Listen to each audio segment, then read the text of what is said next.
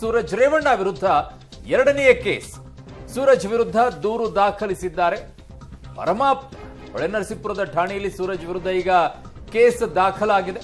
ಮೊನ್ನೆ ಸೂರಜ್ ಪರವಾಗಿ ಸಂತ್ರಸ್ತನ ವಿರುದ್ಧ ದೂರನ್ನ ಪರಮಾಪ್ತ ನೀಡಿದ್ದು, ಈಗ ಎಂಎಲ್ಸಿ ಸೂರಜ್ ವಿರುದ್ಧವೇ ದೂರು ಕೊಟ್ಟಿರೋದು ಶಿವಕುಮಾರ್.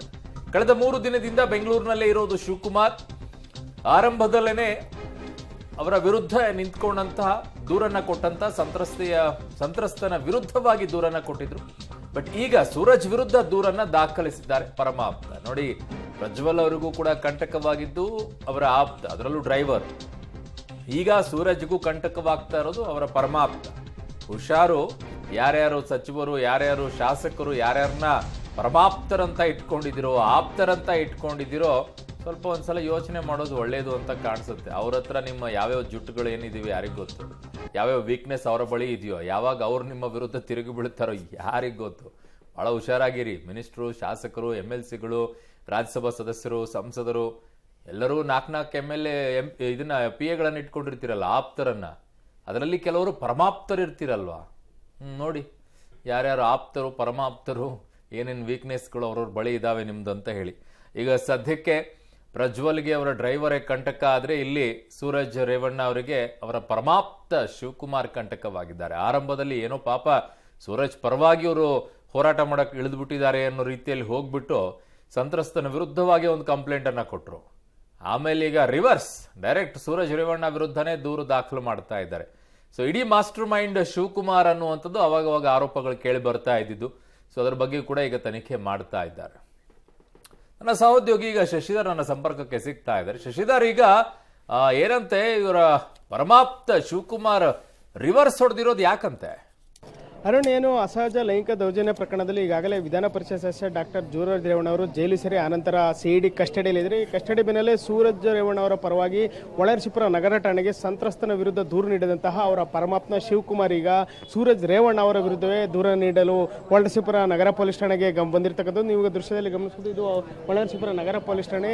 ಏನು ಡಾಕ್ಟರ್ ಸೂರಜ್ ರೇವಣ್ಣ ಅವರಿಗೆ 4 ವರ್ಷಗಳಿಂದ ಪರಿಚಯವಾಗಿ ಅವರ ಆಪ್ತನಾಗಿದ್ದಂತಹ ಶಿವಕುಮಾರ್ ಈಗ ಡಾಕ್ಟರ್ ಸೂರಜ್ ರೇವಣ್ಣ ವಿರುದ್ಧ ನನ್ನ ಮೇಲೂ ಸಹ ಅಸಹಜ ಲೈಂಗಿಕ ದೌರ್ಜನ್ಯ ಮಾಡಿ ಎಸಗಿದ್ದಾರೆ ಅಂತ ಹೇಳಿ ಈಗ ಹೊಳೆನರಸೀಪುರ ಠಾಣೆಗೆ ಬಂದಿದ್ದಾನೆ.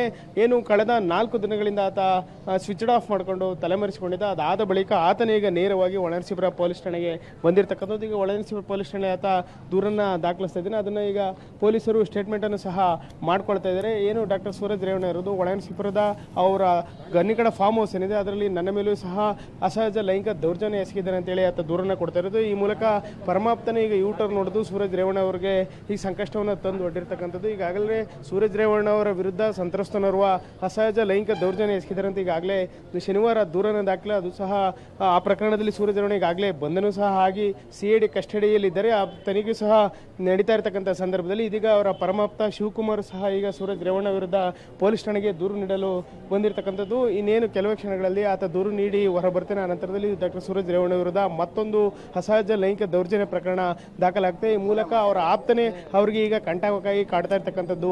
ಅರುಣ್, ಓಕೆ ಶಶಿಧರ್, ನಿಮ್ಮೆಲ್ಲ ಮಾಹಿತಿಗೆ ಧನ್ಯವಾದಗಳು. ಸೊ ಪ್ರಜ್ವಲ್ ವಿಚಾರದಲ್ಲೂ ಕೂಡ ಹೀಗೆ ಆಗಿದ್ದು. ಮೊದಲನೇ ಒಂದು ಕೇಸ್ ದಾಖಲಾಗುತ್ತೆ, ಆಮೇಲೆ 2 ಕೇಸ್ ಆಗುತ್ತೆ, ಆಮೇಲೆ 3 ಕೇಸ್ ಆಗುತ್ತೆ. ಆಮೇಲೆ ಕೆಲವರನ್ನ ಫಸ್ಟ್ ಯಾಕೆ ಪರವಾಗಿ ಹೋಗಿ ಕಂಪ್ಲೇಂಟ್ ಕೊಡ್ತಾರೆ, ಈಗ ವಿರುದ್ಧವಾಗಿ ಯಾಕೆ ಕಂಪ್ಲೇಂಟ್ ಕೊಡ್ತಾ ಇದ್ದಾರೆ? ಆಗ್ಲೇ ಅದನ್ನ ಯಾಕೆ ಕೊಡಕ್ ಆಗ್ಲಿಲ್ಲ? ಅದು ಇನ್ವೆಸ್ಟಿಗೇಷನ್ ಅಲ್ಲೂ ಕೂಡ ಕೇಳ್ತಾರೆ. ಯಾಕೆ ನೀವು ಮೊದಲನೇದಾಗಿ ವಿರೋಧ ಮಾಡಿದ್ರಿ, ಆಮೇಲೆ ಯಾಕೆ ನಿಂತ್ಕೊಂಡಿದ್ದೀರಾ ಅಂತ ಹೇಳಿ ಬರುತ್ತೆ. ಬಟ್ ನಂಗೆ ಕಾಡುವಂತ ಪ್ರಶ್ನೆ ಇದರಲ್ಲಿ, ಯಾರ್ಯಾರ ಆಪ್ತರಾಗಿರುವಂಥವ್ರು ನಿಜವಾಗಿ ಅವರ ಆಪ್ತರಾಗಿ ಕೆಲಸ ಮಾಡಿದ್ರು ಅಥವಾ ಅವರ ವೀಕ್ನೆಸ್ ಅನ್ನ ಕಂಡುಹಿಡಿಯೋಕೆ ಆಪ್ತರಾದ್ರು? ನನಗೆ ಇಲ್ಲೂ ಕೂಡ ಅರ್ಥ ಆಗ್ತಿಲ್ಲ. ಸಮಯ ಸಾಧಕರು ಅನ್ನೋ ರೀತಿಯಲ್ಲಿ ಆಗ್ಬಿಟ್ಟಿದ್ದಾರೆ. ಬಹಳಷ್ಟು ಜನ ಇದ್ದಾರೆ ಈ ರೀತಿಯಾಗಿ. ನೀವು ಬಹಳಷ್ಟು ಕೇಸ್ಗಳನ್ನು ನೋಡ್ಕೊಳ್ಳಿ, ಎಲ್ಲರೂ ಕೂಡ ಅವರ ಆಪ್ತರಿಂದನೇ ಇಂಥದ್ ವಿಚಾರ ಆಚೆ ಬಂತು, ಅವರ ಆಪ್ತರಿಂದನೇ ಇಂಥ ವಿಡಿಯೋ ಆಚೆ ಬಂತು, ಅವರ ಆಪ್ತರಿಂದನೇ ಇಂಥ ದಾಖಲೆಗಳ ಆಚೆ ಬಂತು. ಇಂಥ ಅನೇಕ ಪ್ರಕರಣಗಳು ನಿಮ್ಗೆ ಸಾಕ್ಷಿಯಾಗಿ ಸಿಗುತ್ತೆ.